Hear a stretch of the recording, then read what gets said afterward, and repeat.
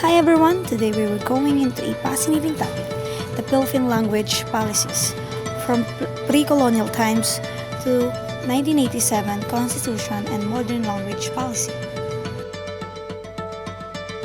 Let's begin with the pre-colonial period. The Philippines during this time was a multilingual society with over 170 languages being spoken. Tagalog was dominant in the Central Luzon region. Cebuano tribe is in the Visayas and Mindanao areas. Pre-colonial linguistic landscape is characterized by a high degree of adaptability and resilience. How did oral traditions and the Baybayin scripts contribute to communication? Oral traditions were at the center of communication and the transmission of culture. Stories, song, and epics were transmitted across generations. It had Baybayin, a wonderful writing made to record stories, poems, and daily traits. It is not just a means of keeping our culture but also a symbol of our rich linguistic tradition. The second is the Spanish colonial period. Churches, priests teaching people how to read in Spanish texts. When the Spaniards came in 1521, they brought along their own tongue. Spanish replaced all dialects for official affairs. But not a majority of Filipinos acquired Spanish since their religious priests merely preached the word in other local tongues. Religion and education also promoted the Spanish language. The schools founded by the Spanish employed it as the mode of instruction. After many decades, the language had become a mark of class difference. Who knows Spanish and who doesn't? The Catholic Church played also an important role in dissemination of the Spanish language.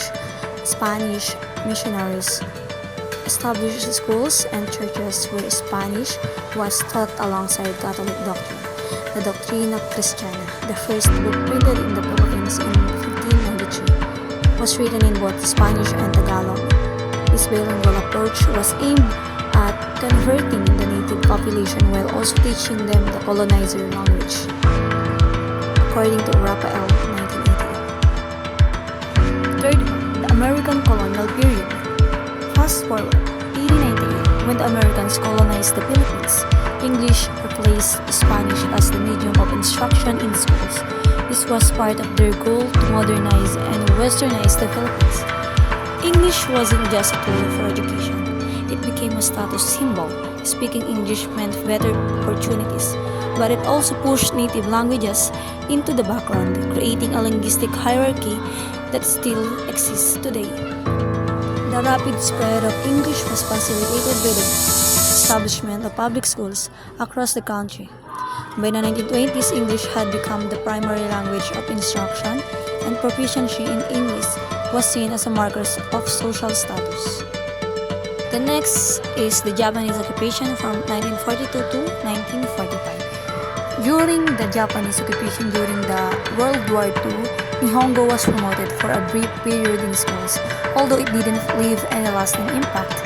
This period fostered nationalist feelings. After the war, attention went back to developing Filipino as a national language. According to Bernardo 2004, the Japanese occupation highlighted the vulnerability of language policies to political changes.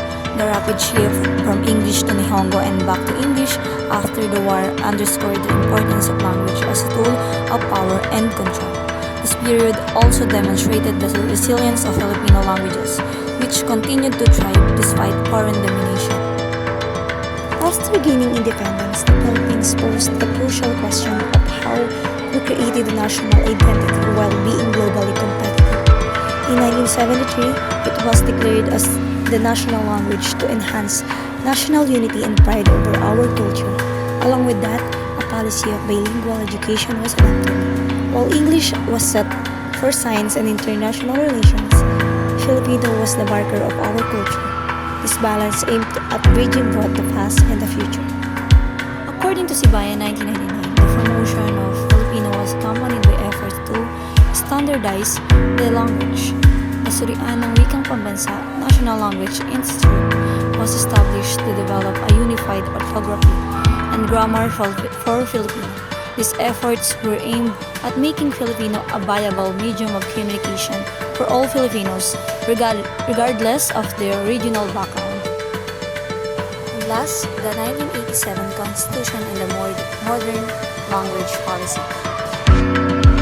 The 1987 Constitution laid the foundation for a balanced multilingual approach, promoting in Filipino, English, and regional languages. Today's policies aim to maintain this balance, ensuring national identity while keeping up with the global trends. Today, the Philippines appreciates the wealth of its linguistic heritage. Mother tongue-based multilingual education, or MTE teaches regional languages at an early education level in the Visayas regions of Manila State to improve learning outcomes. Such programs appreciate our cultural roots as it improves education. Technology is also playing a big role in preserving our regional languages. Apps like Bahikubo Teach Baybayin, while digital archives ensure our traditional stories and scripts are never lost. With these tools, we're ensuring our linguistic heritage thrives in the modern world. In conclusion, the story of Philippines languages speak of resilience and adaptation, from baybayin to bilingual education and now to digital preservation. Our languages reflect who we are, a nation rich in history, culture, and diversity. It is the most important part as a Filipino to preserve our language policies in the Philippines.